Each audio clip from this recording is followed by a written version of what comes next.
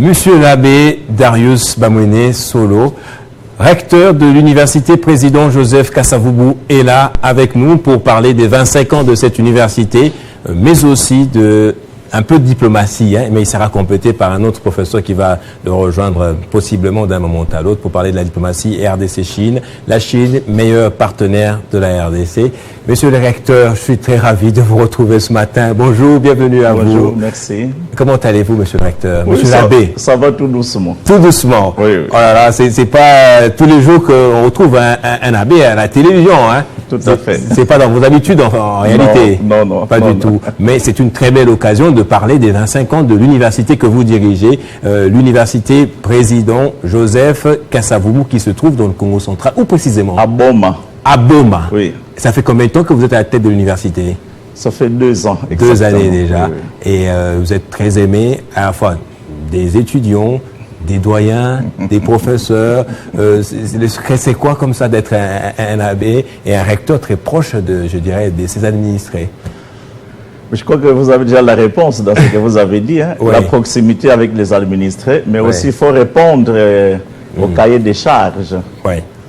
Je crois que c'est cela le plus important. Une université est très complexe parce qu'il y a beaucoup de paramètres, mais il faut d'abord, je crois qu'en un premier temps, résoudre le premier problème qui se pose. Ouais. Voilà, à l'université, le premier problème, il faut que les enseignements soient assurés. Et assurés par qui a le droit de pouvoir enseigner. Et donc, au point de départ, les professeurs, selon les différents grades, et puis, bon, les chefs de travaux, sous la direction des professeurs. Et les assistants, et comme le nom le dit, eh bien, ils assistent.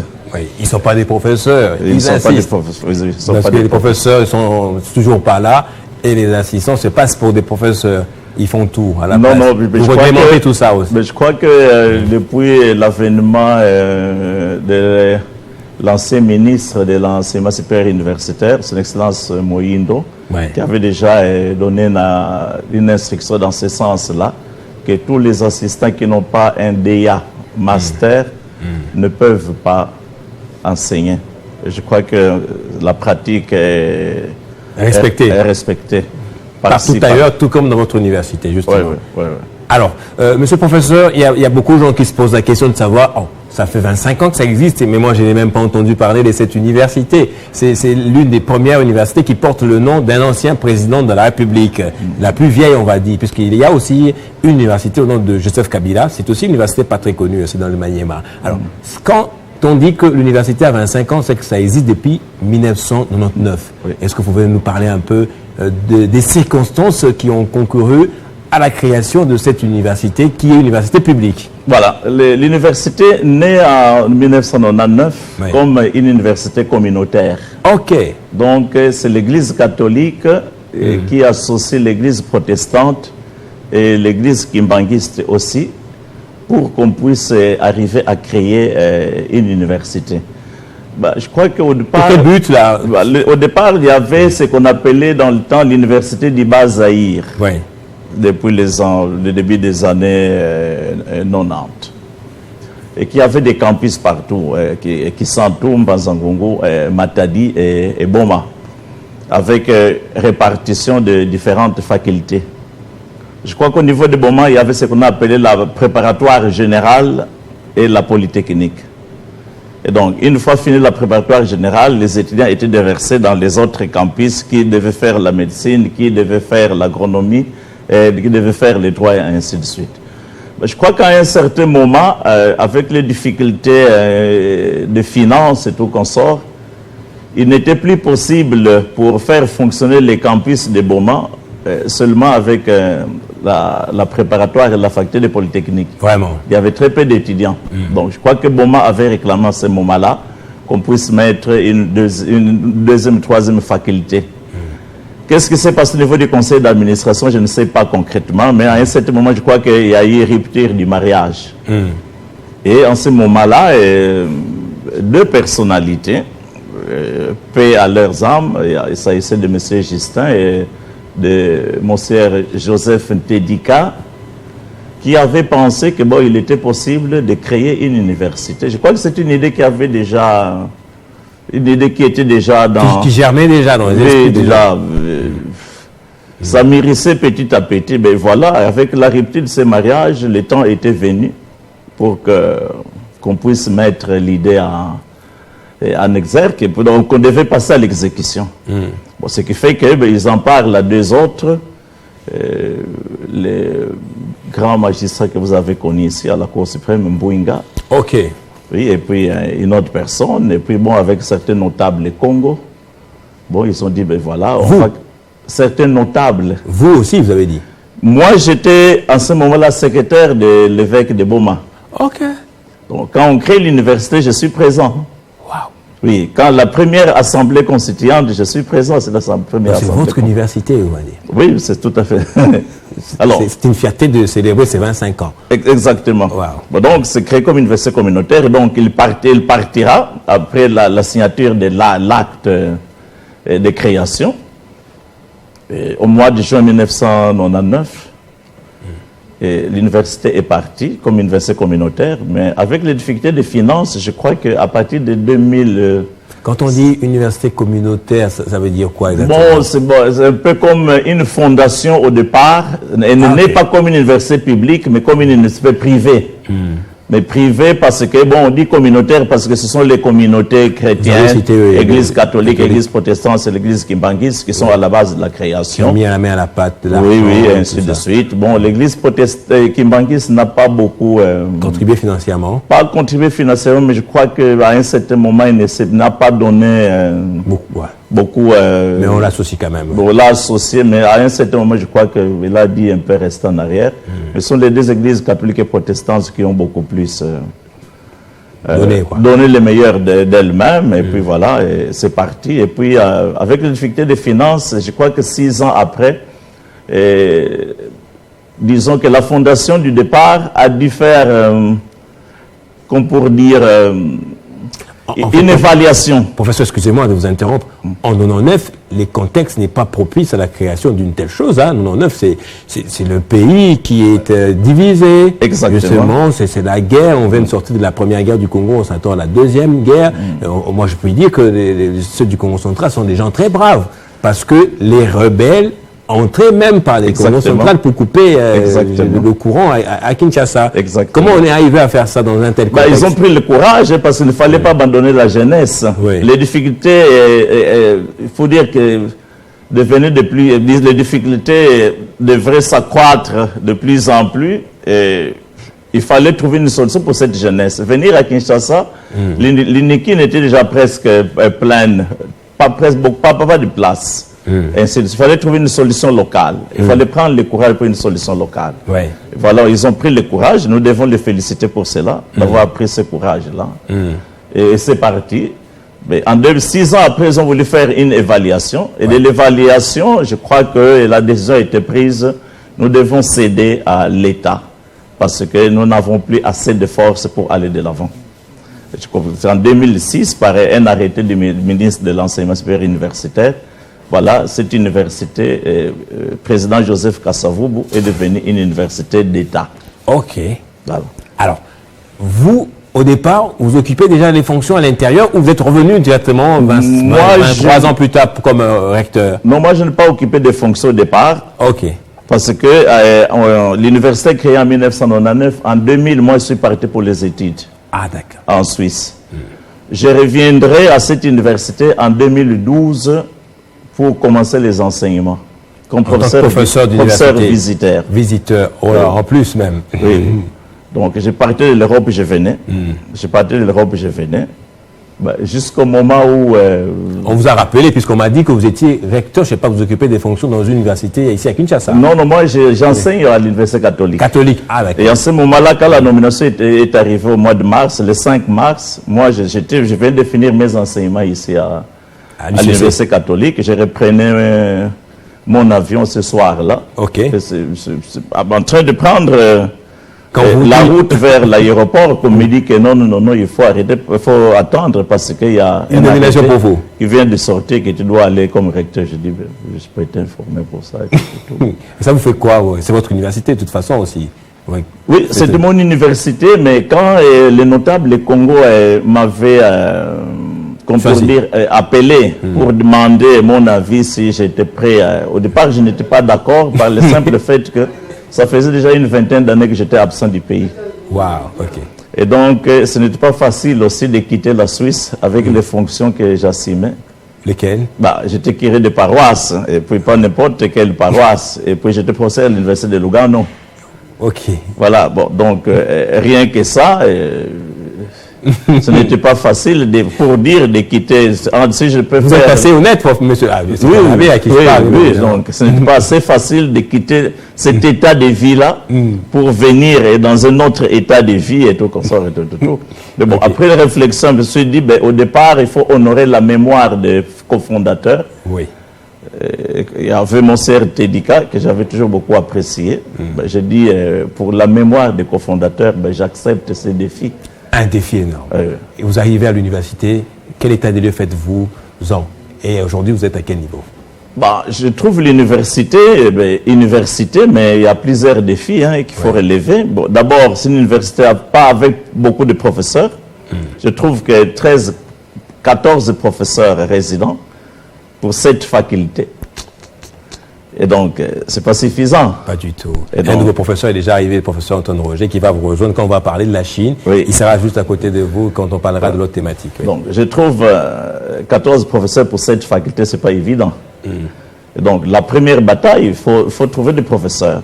Et donc, je prends la liberté de contacter mes collègues de l'Université catholique, des amis de l'IPEN, et redynamiser un peu aussi les professeurs de l'INIKIN qui plusieurs venaient. Il fallait redynamiser pour qu'ils reprennent la route et des moments. Et c'est ça qui avait été fait. Et donc, il fallait demander aux assistants aussi de reprendre les chemins pour le 3e cycle. Donc, revenir à Kinshasa pour les DEA par-ci par-là et tout consort. Et sur place, je trouve une faculté de médecine fermée. Ou bien plus d'autorisation d'inscrire à la faculté de médecine parce que nous n'avions pas toutes les conditions nécessaires. Donc, un des grands défis, comme pour dire, c'était après le professeur, il faut trouver la solution pour que la faculté de médecine rouvre ses portes pour l'année académique qui suivait.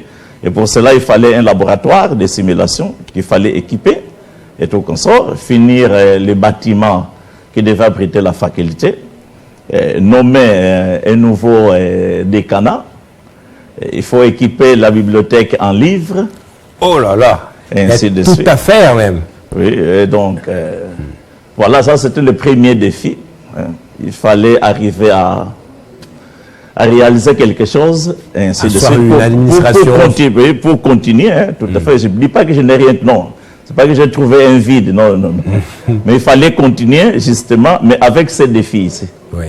Voilà, c'est ça que nous avons fait. Nous nous sommes mis au travail, voilà, avec un comité de gestion, et puis voilà, nous sommes là, on continue les défis.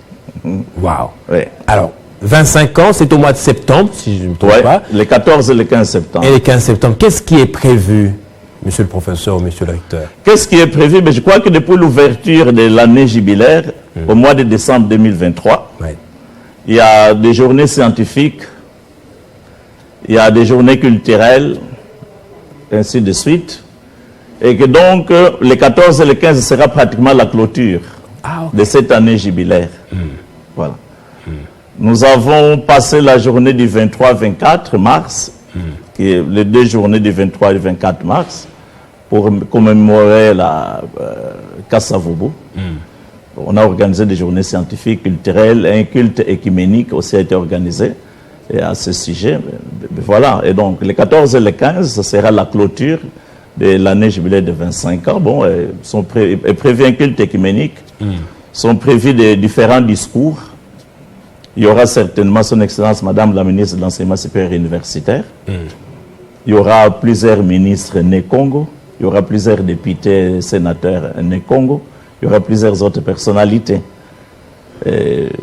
qui viennent commémorer la mémoire de Kasavubu. Et puis attention, il ne faut pas oublier que son Excellence, Monsieur le Président de la République, Félix Antoine, et a étudié là, dans le Congo central. Il était dans le Congo central, mais la mémoire de Kasavubu Ce nom, ça le tient particulièrement à cœur. Parce qu'il sera aussi un ancien président. C'est sûr. Donc, au-delà de ces multiples occupations, certainement qu'il y aura un représentant de son excellence, monsieur le président de la République. Et pourquoi pas lui-même? Il ne faisera pas, quand même.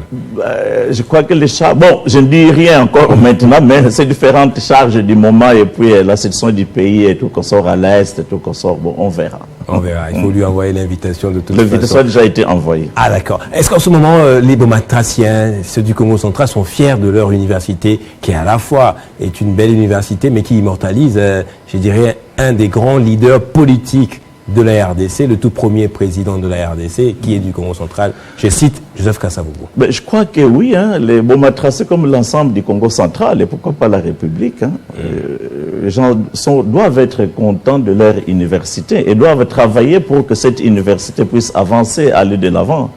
Voilà, parce que, à mon avis personnel, cette université, c'est la chance pour un nouveau développement du Congo central et du Bas-Fleuve. Et pourquoi pas du pays, parce que c'est l'entrée et la sortie du pays par l'eau. Wow. Wow. Alors, professeur, on va passer... vous êtes à Kinshasa ici. Ce que vous a amené, c'est notamment cette visite que j'appellerais diplomatique que vous avez effectuée. C'était le vendredi avec la Chine, c'est-à-dire l'ambassade de la Chine ici en RDC. Vos étudiants des relations internationales et d'autres facultés sont venus voir les œuvres et réalisations de cette grande république, la République populaire chinoise en RDC, et vous qualifiez cela d'un grand partenariat, la Chine, meilleur ami de la RDC. Alors, pouvez-vous nous en dire un peu plus, justement, au sujet de cette visite? Moi, j'étais déjà présent ici dans la capitale pour d'autres missions relatives à la vie de l'université. Les amis m'ont rejoint ici. Ah, d'accord. Et puis nous avons été ensemble et rencontré l'ambassadeur de la Chine. Oui. Je crois que la Chine est dans une relation diplomatique, comme pour dire, extrêmement ouverte avec la République démocratique du Congo. Et que donc, les universités aussi, parce que dans la relation diplomatique, il n'y a pas que l'économie, il y a aussi les aspects scientifiques et culturels. Et je crois que nous sommes dans les aspects scientifiques et culturels. C'est comme ça que, comme université, nous avons été invités et nous avons répondu à l'invitation. Nous voulions nous rendre compte, justement, de la part de la diplomatie scientifique et culturelle. Voilà, qu'est-ce que nous pouvons prendre de la Chine et qu'est-ce que la Chine peut prendre chez nous. Oui. Et ces étudiants ont visité, on a un petit souci avec les images, mais plutôt c'est prêt. Ils ont visité le Palais du Peuple, ils ont visité le centre culturel et artistique, le plus grand centre culturel de l'Afrique centrale. Ils ont visité le Stade des Martyrs, le bâtiment administratif, l'Institut Confucius. On dirait que c'est un grand partenariat que l'université va pouvoir tisser avec les partenaires chinois. Oui, pourquoi j'ai dit sur le plan des relations internationales, je crois que la Chine aujourd'hui devient une plaque tournante. Ouais. Sur le plan politique, sur le plan diplomatique, sur le plan scientifique, sur le plan culturel, et j'en passe. On peut continuer la liste. La liste n'est pas exhaustive. Je crois que de plus en plus, il y a une diversification. Donc, il y a l'Europe, il y a les Amériques, il y a l'Orient, vous avez la Chine et les autres pays. Et que donc, de plus en plus aujourd'hui, cette diversification permet aussi aux étudiants de pouvoir aussi diversifier leurs études et puis voir. Ouais. Partout, on peut apprendre quelque chose de bien. Partout, on peut aller voler une certaine technologie, si on doit utiliser le terme de tel quel, et puis ramener ici pour le développement de notre propre pays. Ouais. Voilà. Et donc, je crois que si eux, ils se sont concentrés et ils sont devenus ce qu'ils sont aujourd'hui, je crois que parce qu'ils ont pris à gauche et à droite. Mais donc, je crois qu'il est important aussi pour nos jeunes d'aller aussi prendre à gauche et à droite et ramener ici pour développer leur pays. Voilà. Il nous reste, je dirais, 8 minutes. On va marquer une pause de 30 secondes, les temps d'installer rapidement le professeur Antoine Roger, qui est le chef du département de relations internationales à l'université, président Joseph Kasavubu. Avec lui, on va parler justement de cette diplomatie RDC-Chine. Rapidement.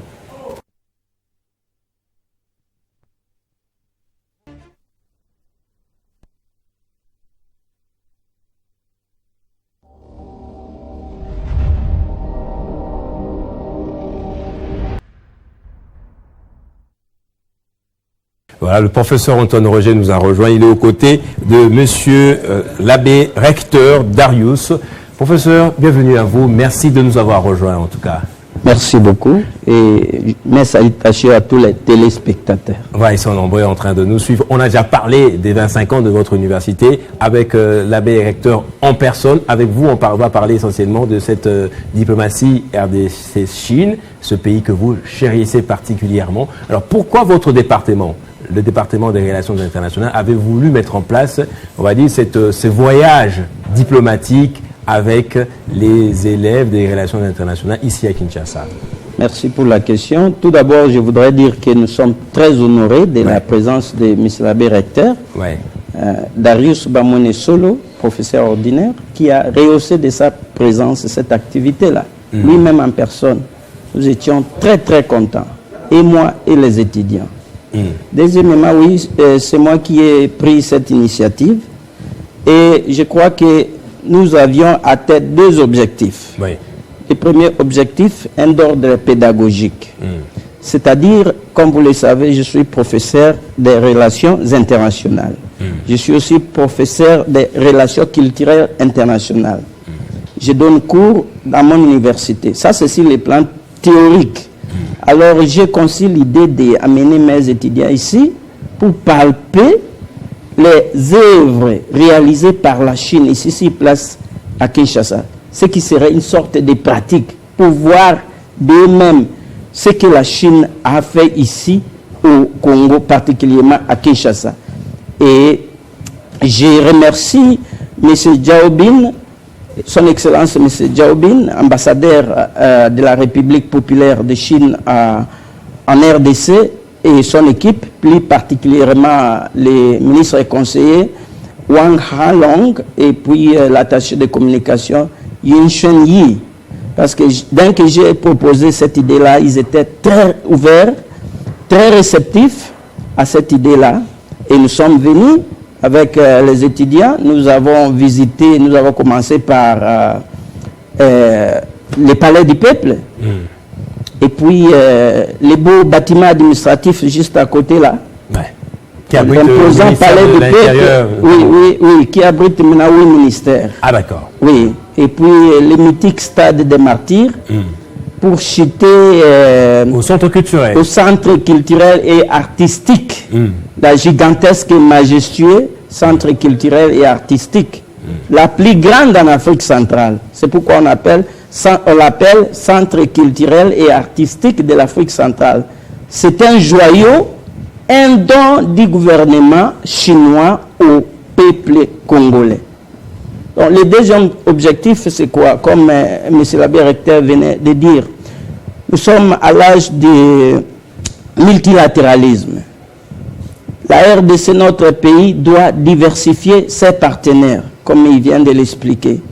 Nous sommes à l'ère de la mondialisation.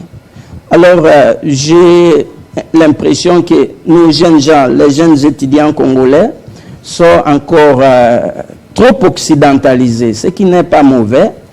Mais il faut qu'ils sachent aussi que le monde évolue et qu'il y a d'autres puissances émergentes, d'autres puissances qui émergent, comme la Chine. Et surtout, l'expérience de la Chine doit les inspirer nos jeunes gens. Pourquoi? Le type de partenariat que nous avons avec la Chine. Parce que la Chine, il n'y a pas longtemps, c'était un pays pauvre, très pauvre. Mais sur base de ses propres efforts, les efforts de la population chinoise, aujourd'hui, elle est devenue une puissance. La RDC peut aussi émuler la Chine avec toutes les potentialités, toutes les ressources dont nous disposons ici. Nous pouvons aussi, en quelque sorte, devenir la Chine de l'Afrique. Et c'est l'idée que je voulais inculquer à mes étudiants. Alors, voilà. Et finalement, vous êtes arrivé à la conclusion que la Chine reste le meilleur partenaire de la RDC. Comment comprendre d'abord, rapidement, en tant que professeur de relations internationales, les relations qui ont toujours existé entre la Chine et la RDC? Et en termes d'échange, qu'est-ce que la Chine nous a déjà apporté? Qu'est-ce que nous donnons aussi à la Chine en retour? Voilà. Ça, c'est une question très, très capitale. Parce que moi, j'ai vécu en Chine pendant 7 ans, dans le cadre de mon doctorat.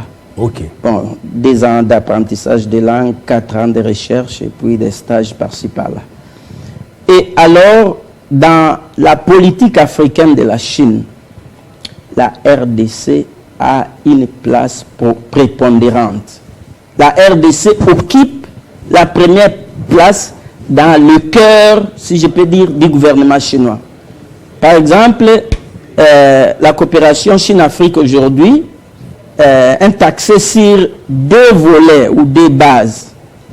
Les FOCAC, ou bien Forum de coopération entre la Chine et l'Afrique, qu'on appelle FOCAC, et puis le projet là de une ceinture, une route, où la Chine veut aider les pays africains, relier les pays africains par des infrastructures.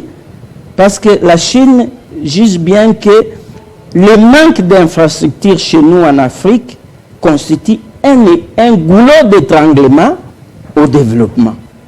Voilà. Parce que c'est là où la Chine a commencé. 3 secteurs capitaux. Mao Zedong s'est concentré sur l'agriculture, l'électricité et les infrastructures. Si vous réussissez dans ces 3 secteurs, c'est fini, le pays va se développer rapidement. Et c'est pourquoi la Chine pense que tout ce qu'elle peut faire en Afrique, elle ne peut se passer de la RDC.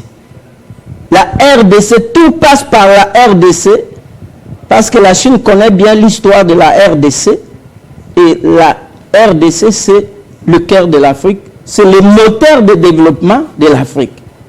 Si la RC réussit, si la RC se développe, l'Afrique entière va se développer. Parce que la RDC peut exporter le développement et la paix à d'autres pays africains. Ça, c'est donc ce que pensent les Chinois. Mais nous-mêmes, est-ce que nous sommes conscients de ça? De notre vocation africaine. C'est ce que les Chinois attendent de nous. Vous avez suivi, vous étiez là, l'ambassadeur lui-même dire que vous devez vous prendre en charge. Et nous venons vous soutenir. Parce que vous êtes l'axe principal, vous êtes le cœur de l'Afrique, vous êtes le centre, comme Lumumba disait, le centre de rayonnement de l'Afrique. Voilà. Monsieur le professeur, malheureusement, les temps, c'est le temps à la télévision. C'est le temps de pouvoir rendre l'antenne pour d'autres programmes. Peut-être en 30 secondes, vous dites le modèle de coopération avec les Chinois est bien meilleur que le modèle de coopération avec les Occidentaux. Non, je n'ai pas dit que c'est meilleur. Je vous réfère au propos de M. Abbé ici présent parmi nous. La diversification, c'est-à-dire quoi? Nous ne sommes pas anti-occidentaux ou anti-occidentaux si vous voulez. Mais nous voulons tout simplement diversifier nos partenaires. J'ai donné l'exemple, par exemple les téléphones que vous tenez là. Si vous l'avez toujours acheté à 20 $ quelque part et vous vous rendez compte que ailleurs vous pouvez l'acheter à 10 $, ou bien vous avez vendu votre téléphone à quelqu'un toujours à 20 $, et ailleurs vous remarquez ou vous vous rendez compte que vous pouvez la vendre à 30 $, vous irez où? Là où c'est moins cher. Mais bien sûr, c'est la loi de l'économie du marché. Et les Occidentaux ne peuvent pas nous empêcher à nouer des relations avec la Russie, la Chine. Nous ne sommes pas contre l'Occident, mais nous voulons diversifier nos partenaires. Et le critère principal, c'est notre propre intérêt suprême. Que tout le monde vienne. Ils sont la bienvenue, occidentaux, orientaux, pourquoi, mais ils doivent trouver sur la table ici au Congo des règles du jeu claires et distinctes.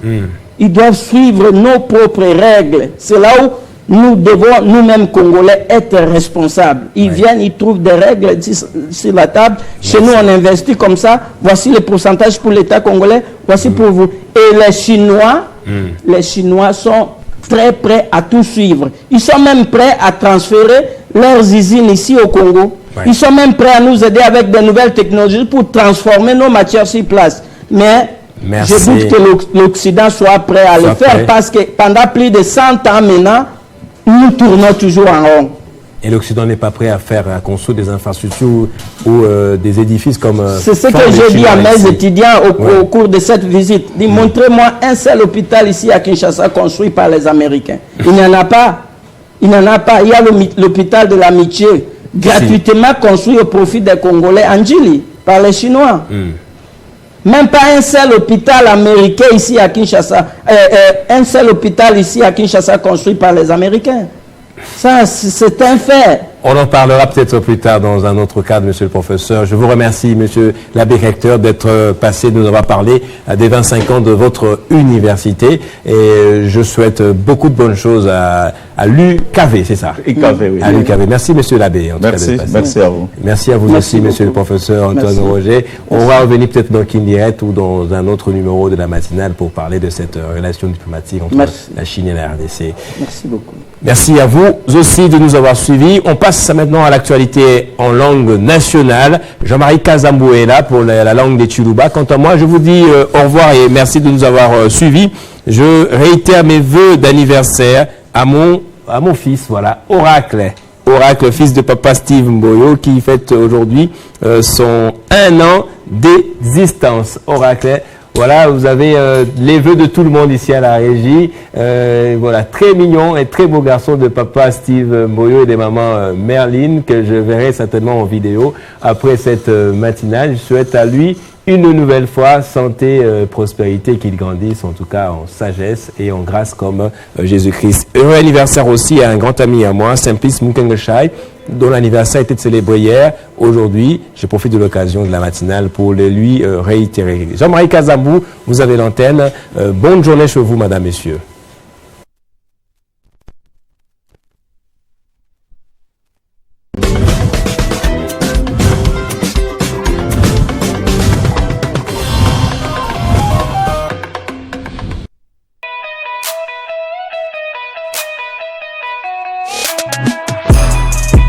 La révolution médiatique continue sur vos smartphones. Cliquez les www.tele50.cd. Alors, vous êtes automatiquement en live streaming 24h/24, une utilisation qui vous permet de nous suivre en primeur.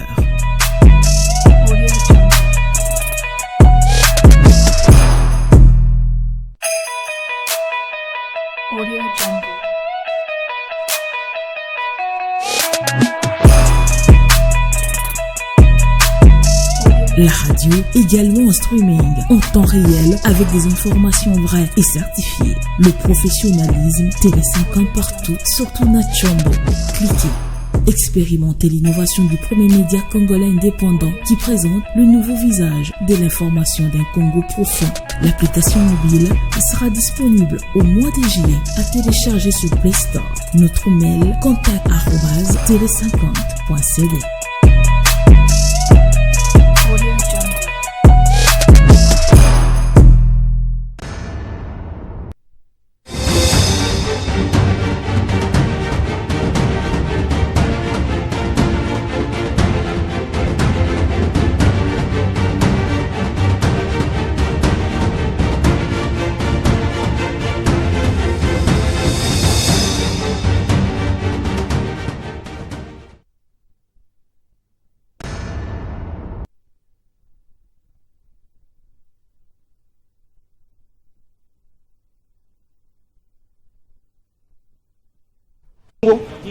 Non mais il faut alors vous n'avez pas dit cette loi-là. Les reportages choc. Ceci s'appelle lithium. Les magazines.